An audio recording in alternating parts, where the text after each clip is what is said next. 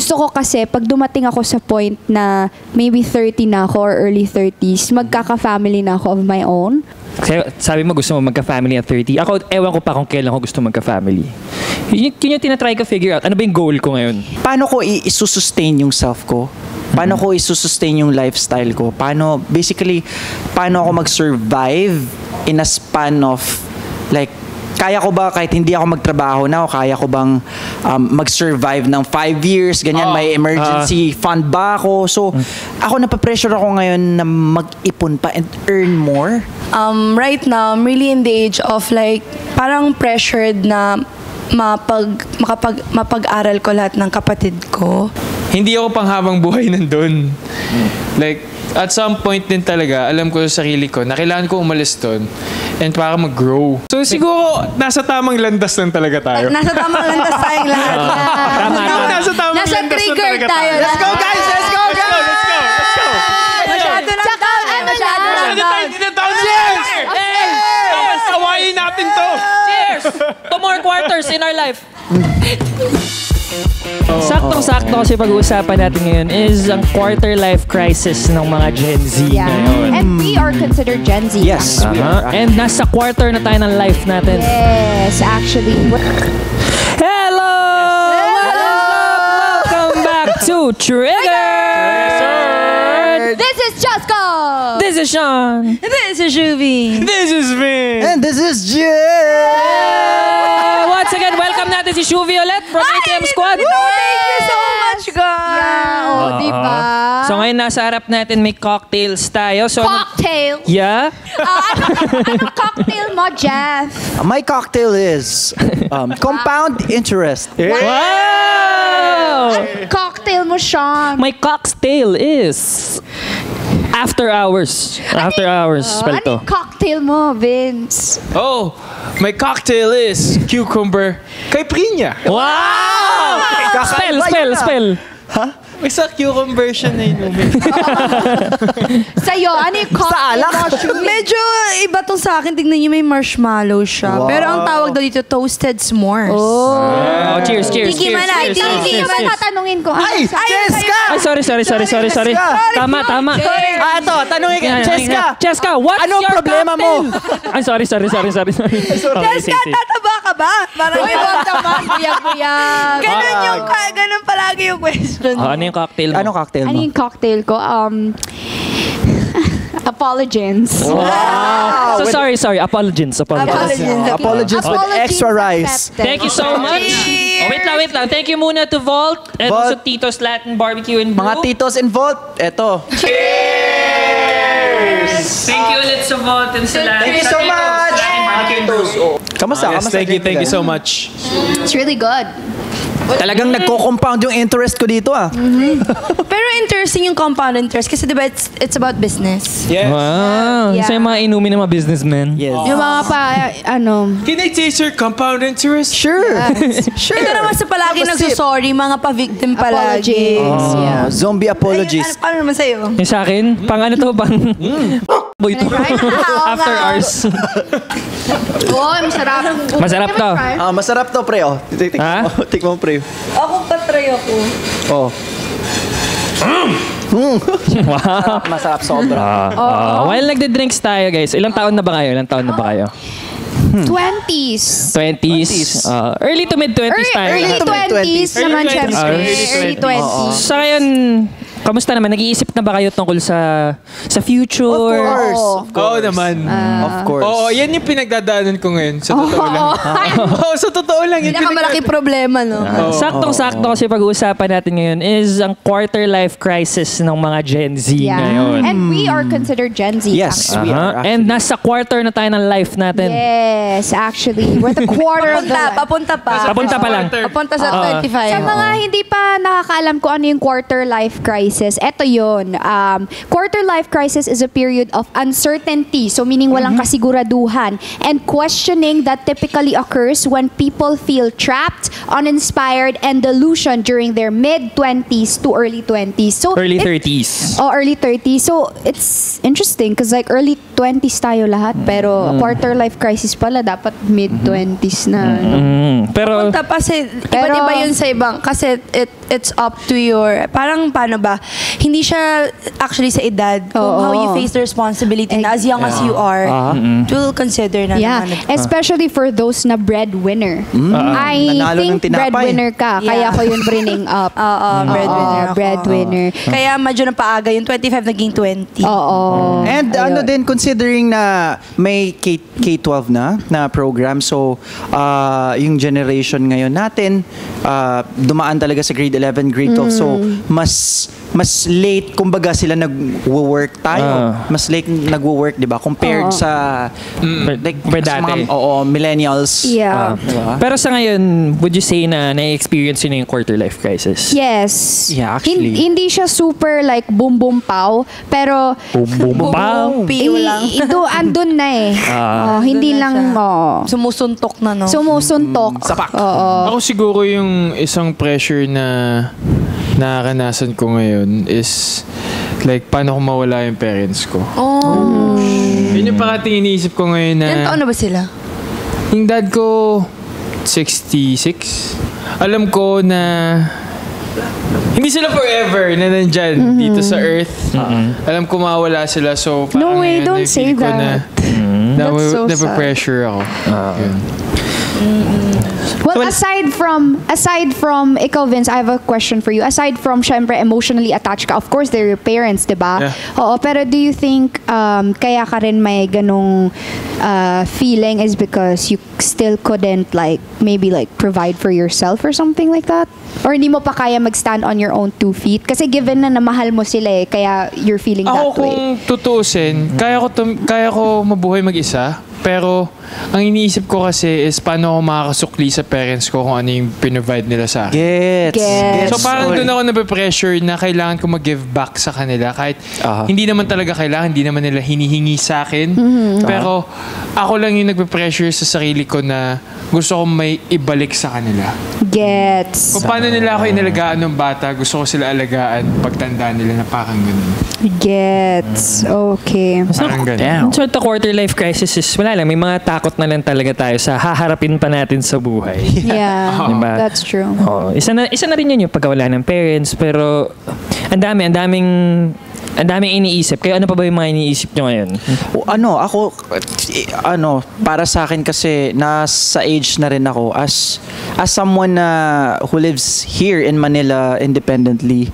Tas malayo yung parents ko, ako lang mag-isa, independent ako financially, lahat.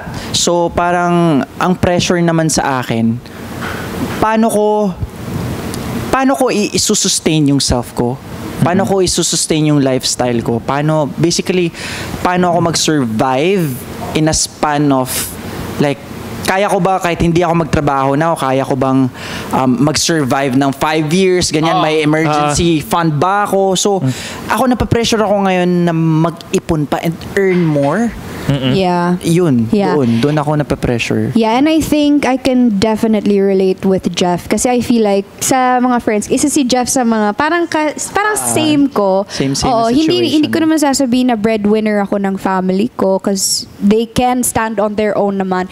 But yun yung pressure na nafe-feel ko rin. Yun yung kumbaga crisis ko in life is to maintain and to earn more pa talaga to get what I want in life. And syempre, may pressure din sa akin kasi as a woman, I wouldn't say na nagmamadali ako to settle in the future, but it's more of gusto ko kasi pag dumating ako sa point na maybe 30 na ako or early 30s, magkaka-family na ako of my own.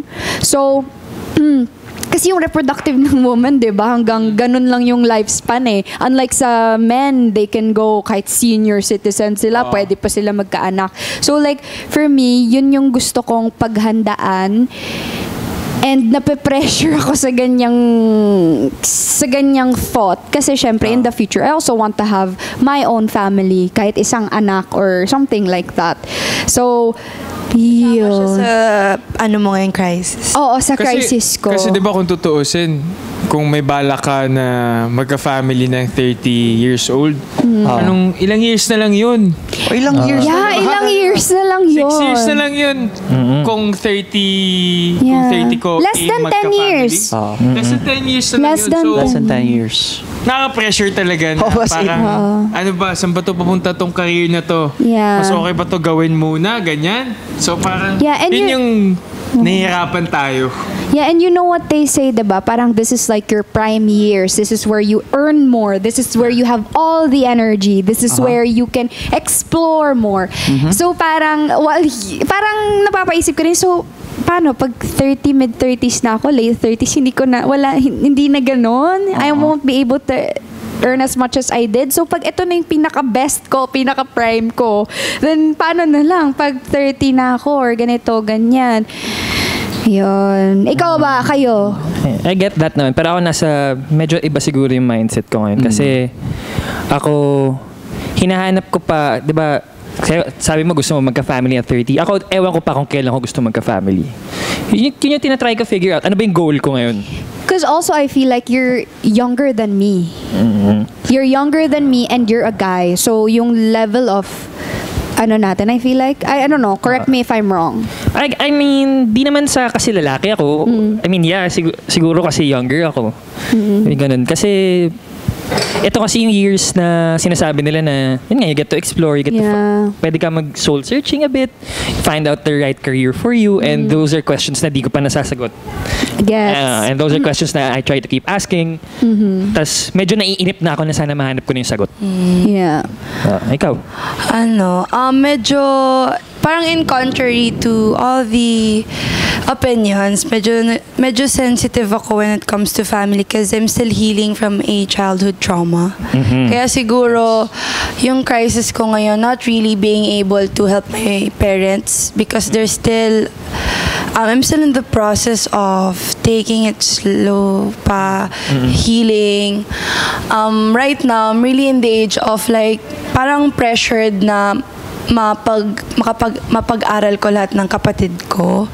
Nandun yun. And family, I really don't I really don't want to have family compared to your, guys. Parang, parang I'm very sure na hindi talaga siya yung siguro it's also reason na ayaw kong magjowa. I'm still healing talaga. So, hindi ko lang alam kung magbabago pa to. Pero siguro yung crisis ko lang talaga ngayon. Kasi before I went here sa Manila, I really found myself already. I know in myself, I found that I have found myself already. I love being an island girl. Confidence? You're confident in your own skin na? Yeah, that's already enough for me. Sobrang liit lang ng bagay na makakapagpasaya sa akin. And then suddenly here comes Manila na grabe, ibang totally different world, and then suddenly there's adulting. Suddenly you would want to earn more kahit feel mo okay ka naman, nakakakain ka naman 3 times. Kasi those are the essentials for me before living in an island. Makakain ka lang 3 times a day, that's enough. Suddenly you kind of want more than what you have. So you parang strive more, hustle more, parang it's never ending. I don't know if it's a good kind of pressure na gusto mo talaga magkaroon pa ng para marami ka pang pero the thing is with me, I get content with little things. Pero at the same time, achiever ako. So yun yung crisis ko ngayon. Should I go to the flow or like should I just be myself or alam mo yun?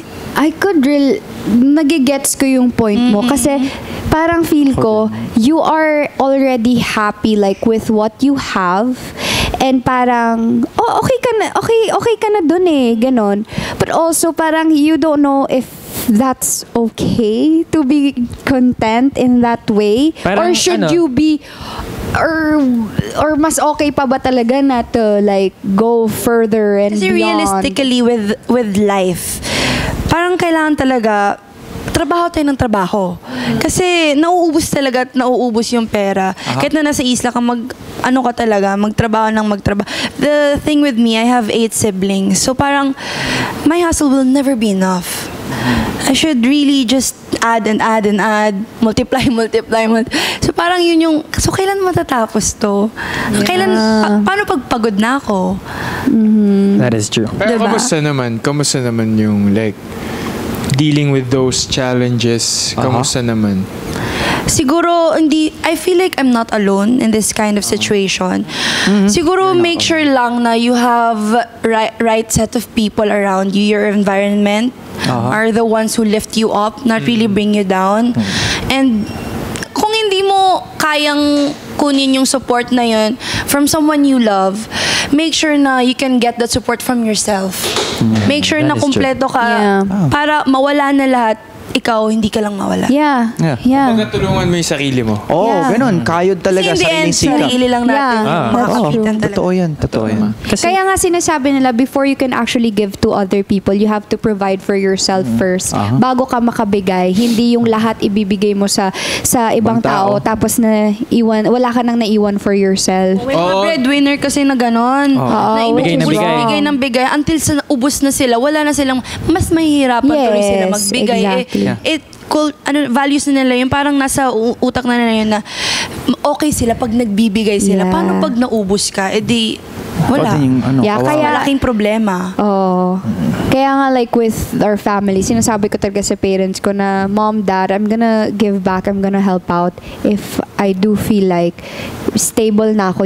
Alam ko hindi ako mauubos. Kasi para when I give, full-blown. Sana all ganun. Hindi yung pinipressure. Di ba? Kasi some parents really pressure their children to give kahit na it's not their obligation. Kaya naman, that's really good na si Vince, diba, sabi niya kanina na siya, parang intentional. Intention niya talagang tulungan yung parents niya kasi that's what he really wants. Compared to parang yung parents mismo ang nagpe-pressure sa'yo. Parang, you know that thing na investment nila yung anak nila. Yes. We talked about that sa last podcast. Oo, may ganun din, diba? So, that's just sad. Pero make sure na okay ka sa sarili mo. Parang may gustong sabihin si Vince. Hindi, wala naman. Parang lang ako dun sa nakakonect lang ako kay Shuvi kung saan siya nanggagaling. Kasi magkatabi tayo ngayon. Nakonect kayo. Wala, dami na nating iniisip no? Wala nga, nowadays nakagulat na it's actually sad to think na at such a young age, early 20s, parang we're in a constant state of fear and anxiety. Feeling ko rin kasi dahil din siya kasi sa age natin nakikita natin with social media Kaya usong-uso yung depression. Kasi diba, imagine mo before, yung mga, na ngayon, millennials or ano pa bang mas matanda sa kanila? Boomers. Diba? Hindi naman uso yung depression dati or siguro not really clinically diagnosed. Pero ngayon kasi with social media, parang sila na mismo yung nagda-diagnose sa sarili nila.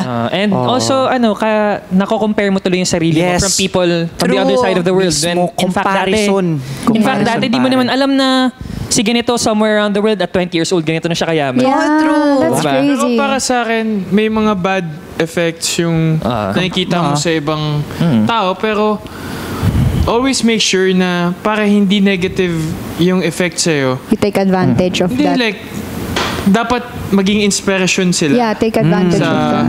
Sa kung paano ka mag-isip. Magandang Parang topic yung use social that as media. an advantage to be inspired to also do something out of your comfort zone. Kumbaga, learn from it. Everything is information. It's up to you how you would use that information to your advantage. Take what you can get. So, ayun. Pero iba talaga, no? Like, iba talaga yung parang the way you see things kapag you stand on your own 2 feet. Yung mag-isa, yung lahat you provide for yourself. Independent ka. Walang tumutulong sa'yo. Ibang-iba talaga sa may tulong. Diba? Sobra. Kasi there's a world of a difference. Thank you guys for sharing those. Nakaka-touch. Yung parang, Hindi, pero actually, parang nakabigay lang ng ibang perspective na since tayo artista tayo, nakikita tayo ng tao na na wala, maganda pogi, sumasayaw dyan and parang kalangan nila lahat mayaman na puro glitz and glamour. mayaman. Glitz and glamour. Pero alam mo, yun nga yung parang gusto ko ma-experience. yung parang tumira ka mag-isa. Oh my ganyan. gosh, you're not gonna want to. Hindi ko pa kasi na experience yun kasi like sa family namin parang sinasabi sa akin is kung gusto mo na umalis, pwede ka umalis. Pero kung gusto mo mag-stay, kailangan sumunod ka sa mga rules namin. So, ba't hindi ka pa umaalis? Ang dami kasing benefits eh. Like, may libre kang pagkain.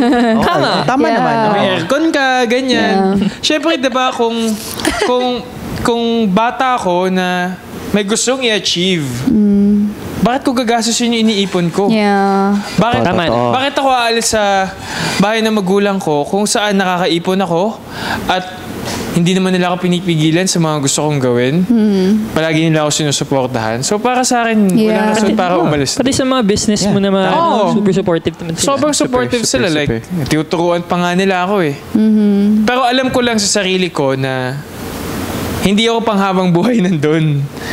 Like, at some point din talaga, alam ko sa sarili ko na kailangan ko umalis doon and para mag-grow. Pero I'm not saying na pag nag-stay ako doon, hindi ako mag-grow. Siguro ibang growth kapag umalis ako doon. Ibang-iba. Oh, As in- ibang klaseng growth naman. So, doon ako na-excite, may experience yun, umalis. Yeah. Ma-feel mo na parang kayang-kaya mo yung sarili mo, ganyan. Pero ang sarap sa feeling na yung parang yung income, yung sahod mo, 100% mapupunta sa savings mo. Oh, Yung parang walang bills, walang ano. Oo nga, no? Ako sahod ko, oh shucks, Meralco, rent, kotse, gas, lahat. Okay, tas parang 50% na lang natitira sa akin, yung parang gano'n every month. Tas naiisip ko, oh my God, paano ko yung 50% na yun? Let's say 50,000 yung 50% na yun. What if tinago ko lang yun? Eh di ang laki na nang naipon ko. Yung parang gano'n, di ba? Oh, ito, si Shuvi medyo naiiyak si Shuvi. Bakit naman? Kwentuhan mo naman kami.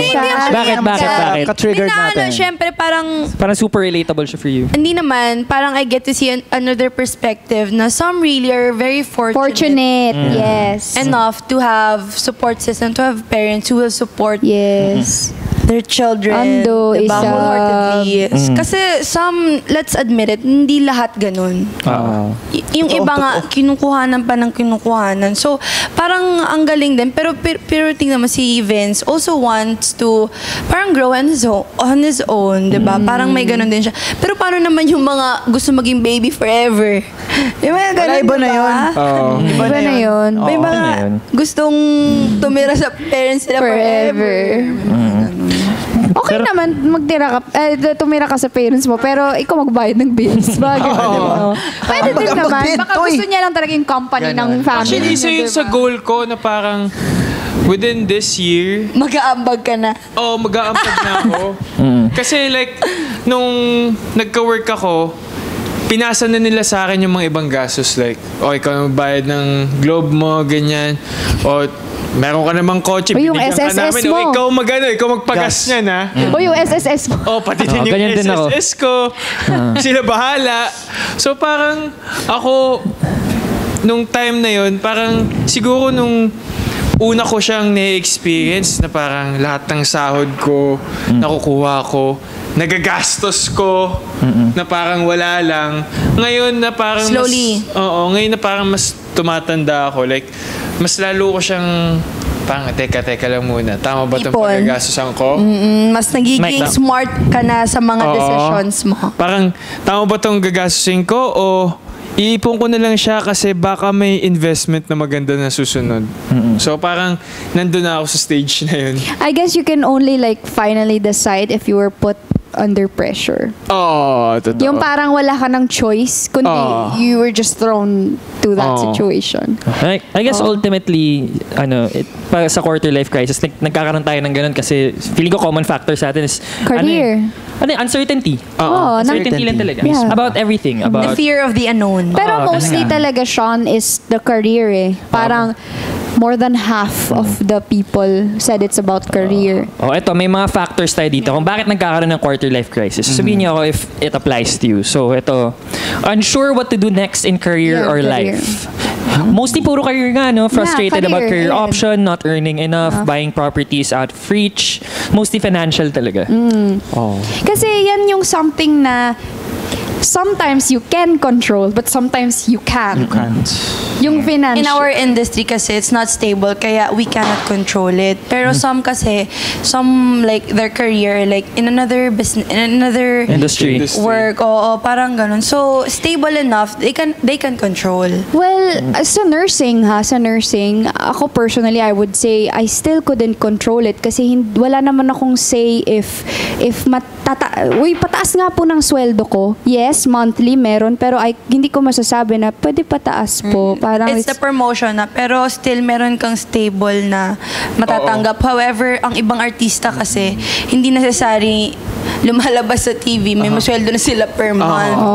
Parang kumbaga, yung pag na-nursing, may staggered ka talaga na, Stable. Naka per day ka. Yes. Naka per Tayo day naman ka. per project. Ito, per taping day. Per taping day. Oo, ayun. Doon, pag pumatak yung Monday hanggang Friday, may sahod ka. Oo. Kaya nga, Dito. something, Dito.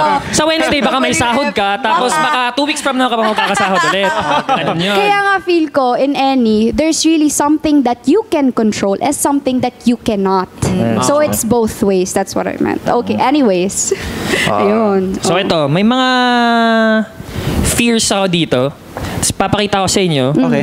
Mga fears na nakakaranas ng quarter life crisis. Yes. Sabihin niyo ako kung nakaka-relate kayo, okay? Okay, ito yung una. Takot akong tumanda. Kita ba nila? Takot akong tumanda. Takot akong tumanda. Ako parang matanda na ako. Takot ba kayo tumanda? Oo. May tungkod ka na ba? Ganon? Hindi, parang for me, napagdaanan ko na lahat ng... Alam, kung hindi pa to yun, grabe naman na Lord. Parang dami ko na talagang pinagdaanan. I feel like mentally, nag-age na ako. Gets. Kumbaga parang maaga ka nag-mature Maaga ko na. dahil sa napagdaanan mo. Yes. Well, masasabi ko, ganun din ako. Ako masabi ko takot akong tumanda in a sense na parang papalapit na yung age na may goals ako by that age eh. Same tayo So siya. takot Kung ako may na timeline papalapit na ako sa kayo. age na yun na Yeah. Na kailangan mo na ma-achieve tong goal na to. tapos Of course. wala ako sa Pero path na yun. sabi nila, dito dapat natin lagyan ng timeline yung buhay natin. Pero hindi mo masisisi, no? Hindi Dati, masisisi. dati sabi ko, 21 dapat may boyfriend, 25 dapat magjowa, 28 dapat mag-asawa. Kasi di ba daw, pag 30 years old, hindi na pwede mag-anak. Oh, di ba may ganon? May mga Dati yung ganyan. 28 goal siya ng mga babae na Magkaroon ng anak. ng Ganun. anak. Tapos, 23, hindi pa akong jowa. So, hindi pala siya talaga nasusunod. Well, kasi based din kasi ito may input ako. Based sa statistics, sa generation natin, sobrang worried tayo, sobrang like anxious tayo sa estado ng career natin and just estado sa how we earn in terms of money. Yun, financial talaga yung number one problem. And sa panahon kasi natin ngayon, kahit mag-asawa, sa taas ng bilihin ngayon, pag yung husband mo lang may work, medyo mahirap pa nga eh. Oo. 'Di ba?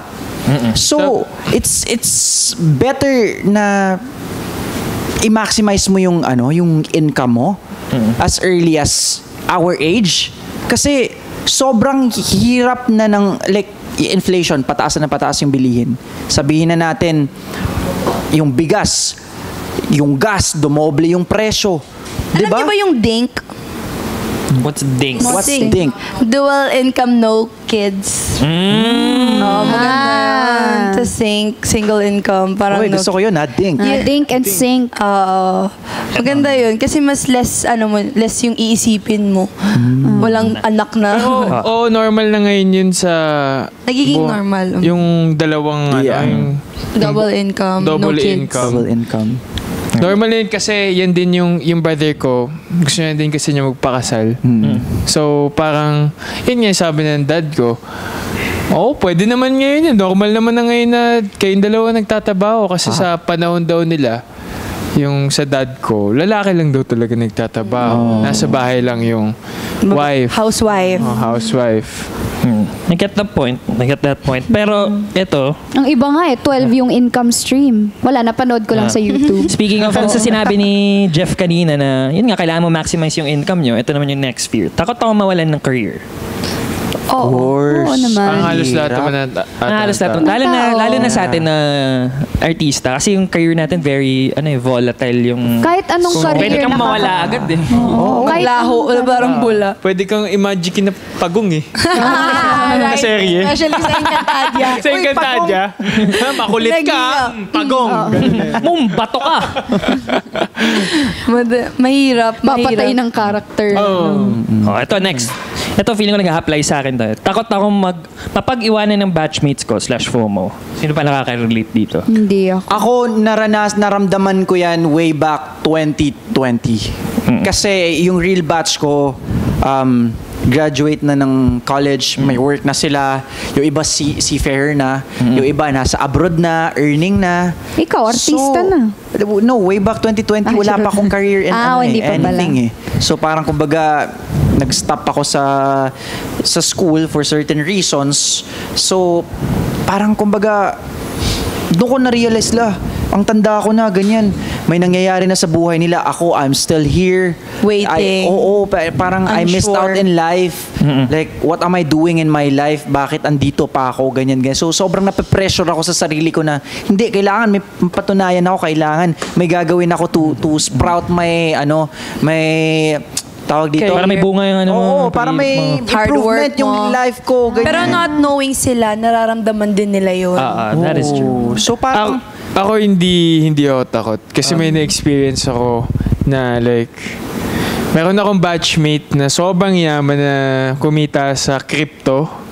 Yung milyon pesos niya na kinita, meron siya. Okay, sige, may Lambo siya, may G-Wagon siya. Pag umiinom kami, bayad niya lahat ng alak, ganyan. Doon ko na-realize nung bumagsak siya, nung parang... Nung hinuli siya ng BIR. No, nung hinuli na siya, Oo. doon ko na-realize na parang nasa tamang landas pala ako ng buhay. Bakit medyo nagka-interest ka ba sa kung paano siya umano? Hindi naman, parang siguro na-feel ko noon na nung nakikita ko kung paano... Mayaman na siya. Nakikita ko na parang may mali ba akong ginagawa sa buhay ko? Mag-crypto na din ba ako? Oo, Parang like, gano'n. Dapat bang mas i-open ko yung sarili ko to new stuff? Ganyan. Gets. So parang yun yung iniisip ko noon, pero at the end, parang doon ko na-realize na, hindi Vince, nasa tamang landas ka. Maging patient ka lang. Gawin mo lang yung best mo. Okay ka. Ka-graduate ka. Ito kasi tayo undergrad. Undergrad. Yes, ako din. Ako doon lang sa double down lang sa sinabi mo kanina. Ako kasi nasa age ako ngayon na batchmates ko gagraduate na eh. Or third year. So medyo nararamdaman ko na talaga, lalo na pag nag-uusap sila, nag-graduating na sila, tapos ako waiting lang ako. Oo nga, it's a different situation it's- pala pag graduate and Oo, then... para sa akin, lahat, ngayon lang, parang earlier this year, lahat ng batchmates ko, nag-graduate na, tapos nag-oath taking na. Tapos alam mo yung, dapat nandun ako eh. Parang ganun. So tama ba ganun tong feeling. ginagawa ko ngayon? Kasi all my life, I've studied hard para maging doktor, para maging and then suddenly here comes being an artista. So tama ba na lahat sila nag-oath taking, na PT na silang lahat? So bakit ako, nandito pa rin? Yeah. Ito But- ba talaga gusto ko? So parang may ganun. So, Pero minsan, like, ako din naman, yung mga batchmate ko, like, ngayon, nagpa-flying school na sila, ganyan. Pero, hindi nyo ba naisip nung, kunwari ako, nung nag-artista ako, ikaw, Sean, nung nag-artista ka, like, hindi mo ba naisip yung mga batchmates mo, si Sean, artista na, oh, ang galing. Feel mo ba na-feel nila na parang ganun din nararamdaman nila? Na parang, Medyo, oo. Di ba? Naramdaman ko naman yun. diba? So, siguro, nasa tamang landas lang talaga tayo. Nasa tamang landas tayong lahat. Siguro, nasa tamang Nasa landas lang trigger talaga tayo. Let's go, guys! Let's go, guys! Let's go! Let's go! Masyado na down. Masyado na Masyado tayo down. dinataon. Cheers! Cheers! Awayin natin to! Cheers! 2 more quarters in our life. Siguro lesson learned lang for us, siguro for everybody, to not compare ourselves with the lives of others kasi everybody has different timelines, has different life stories. So, yun lang yun. And also, it's sometimes like the grass is greener on the other side mindset, diba? Ganun talaga. Let me just say, comparison will kill your happiness. That's really true. That is true. You're happy. So, never really compare yourself, lalo na especially with social media.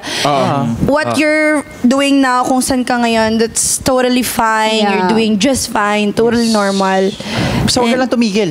Oo. Yeah. Tsaka have faith, you guys. Really have faith. Kasi everything happens for a reason. Whether good or bad, may rason kung bakit yan. And everything that has lost to you will be replaced with something so much better that you don't even realize. Because sometimes, yung wish mo lang is, okay, butterfly, ganon, one butterfly. But then, hindi mo alam, wow, garden of butterflies ang blines sa'yo ni Lord, diba? So you don't know. Tama. With all that advice, tulungan naman natin tong Reddit story. Kapuso natin na nandito from Reddit. Go, Jessica. Ayan, quarter life crisis on career path. For starters, 24, male siya, an electrical engineer working at a power distribution utility in the province. Wow. I have been working here for about a year and 4 months. Okay naman yung benefits, tapos medyo oldies na ang mga supervisor and manager. Quote and meaning close to retirement age na. Tapos, kumukuha pa ng Masters of Engineering. Napapaisip siguro ako sa career path ko dahil sa mga nababasa ko sa Reddit na marami sa mga engineering field nagsishift to IT field. Tapos, yung mga success stories nila, I can't help but be envious kasi yung mga age nila hindi lang malayo sa age ko. Tapos, pag-compare mo nung salaries, ang layo talaga. Nagwo-wonder na tuloy ako sa future plans ko kung saan ako. Mag-abroad ba ako or mag-shift ng career path? Tuloy ko ba yung pag-aaral ko nung master's at try ko akyatin yung corporate ladder dito? Or maghanap ako ng better opportunities abroad. If abroad naman, ano yung needed skills or kailangan ko lang kunin or improve? Thank you po sa mga sasagot. Na-realize ko lang na baka quarter life crisis to. Dagdag pressure pa yung mga circle of friends na kinakasal na. Oo. Ayun. Nag-compare siya. Yeah. Oo. Kaya happiness niya nawala. I mean, I can't blame him naman eh. Kasi, Yeah. pinapalibutan siya ng mga taong ganun eh. And yun yung nakikita niya na daily basis. kudos to this guy kasi aware siya talaga sa paligid niya. And it's a good sign na aware ka sa paligid mo. So para sa akin it's a start na he has to like take another step talaga. So lahat naman sa buhay kailangan natin mag-take risk talaga. Bro, don't settle dyan sa comfort zone mo. So para sa akin, if you need to step out on your comfort zone, kahit mahirapan ka man or what, basta malinaw lang yung why mo sa'yo, go for it. Tsaka walang yumaman sa pag-akyat sa corporate ladder. Lahat, di ba, ng mayayaman, from siguro sa research, di ba, mostly businessman, business owners. Own boss talaga. Tapos Your own 10% daw, artista. Sabi daw ganun. 10% artista. Plus parang may ko alam may 10% pre. kung ilang percent sa talaga, sa parang politiko, tapos Population nito? oo, and then businesswoman talaga or businessman. Parang if you work 9 to 5, hindi ka talaga yayaman because you're like basing sa sweldo per day na if wala kang sidelines or other job, that's it for you. So if you wanna like, it depends on your goal. Yumaman ba or maging stable or maging malaki yung pangalan na title mo? Or depende ano ba talagang gusto niya. Nakadepende talaga. Ask yourself talaga. What do you want? Sa akin lang, it's all about perspective naman eh. Kasi ako gusto ko maging engineer. Dati. Yun yung pinag-aaralan ko dati. So the fact na electrical engineer siya, 24, which means recently graduated lang siya, that's something na I aspire to be. Like para sa akin, gusto ko anong nangyari sa'yo, gusto ko maging engineer. So parang it's all about perspectives din talaga na maswerte ka pa rin. Tsaka nagtatrabaho siya eh. May work siya eh. So parang it's something, you know what guys, sometimes we just have to really be grateful. Let's start That is from true. that point. Magpasalamat ka sa kung anong meron ka. Tama. Be Pero grateful. there's nothing wrong like if you want more. Of course. Pero ano mo, parang i-assess mo din sa sarili mo kung alam mo yung hanggang saan kaya mo at kung ano yung kaya mong gawin. And you know what they say, if you want something, it means ma-achieve, possible na ma-achieve mo siya. Kasi gusto mo parang nandun yun it's somewhat manifesting in you na parang yung ganon. It means kaya mo. Kaya mo siya naiisip. So, go! Kasi pag alam mo naman sa sarili mo, hindi mo talaga kaya, hindi mo naman yun iisipin Tsaka, di ba? ano lang, sa specific questions niya, like kung mag-a-abroad ba siya, mag-shift ba siya ng career path, dapat tanungin mo lang din yung sarili mo. Kunyari, mag-a-abroad ka, comfortable ka ba living in another country? Mga factors na ganun. Possible ba yun for you? Or masaya ka naman sa work mo ngayon? Yeah. Mga ganun bagay lang. And don't forget to always pray for the decisions you make. That is Sometimes true. you don't know, hihingi ka ng sign kay God, bibigay niya yan sa'yo, magugulat ka na lang. Ito, para makatulong din sa'yo, ito, may nabasa kami from Forbes.com ito. Ano ba yung mga dapat natin gawin if nasa quarter life crisis ka na? So they have an acronym, it's called PAUSE. So P stands for practicing mindfulness. Mindfulness is simply taking a moment to stop and become aware of your thoughts, feelings, body sensations, and your environment in real time. May ano ako dito, may advice ako dito. Go. An advice that I also got from a co-actor, matanda na siya sa akin. He was like, if you're feeling parang like anxious about your life, yung sinabi ko na to, take 2 steps back and 1 forward. So, kailangan mo 2 steps back to see everything first. Huwag kang sugod lang ng sugod. Because sometimes you don't know what lies ahead kasi you're too near. Diba? So, kailangan atras ka muna.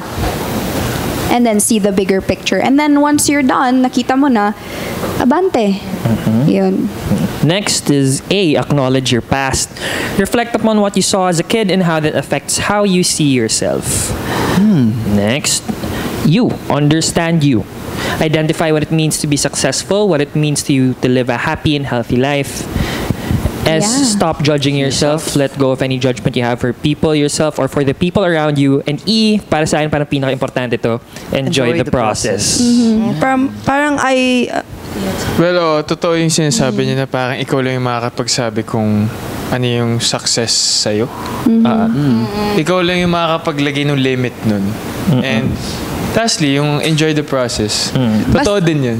Basta i-assess nyo lang yung sarili niyo. And again, in this lifetime naman talaga, the most important thing na we can do is to really go back to our core. Para yun yung, alam mo yung magmamanifest yun, dun yung values mo, dun lalabas lahat kung ano ka ba talaga as a person, kung ano yung gusto mong gawin. And then, pag nakuha mo na, pag bumalik ka na, parang alam mo na yung past mo, and then suddenly you're planning your future, then you'll be okay with the present. You'll be okay. Yan. That's so true. Tsaka para sa ating 5, and also para sa mga viewers natin, let's enjoy the process. Yan. Thank you so much to Vault and Tito's Latin Barbecue and Brew for having us here and for the drinks and for the food. And thank you so much, Shuvi, for once again joining us today. Thank you so much. Grabe. Thank you for sharing. Yes, grabe yung learnings ko dito. Magsusulat na ako ng libro after this.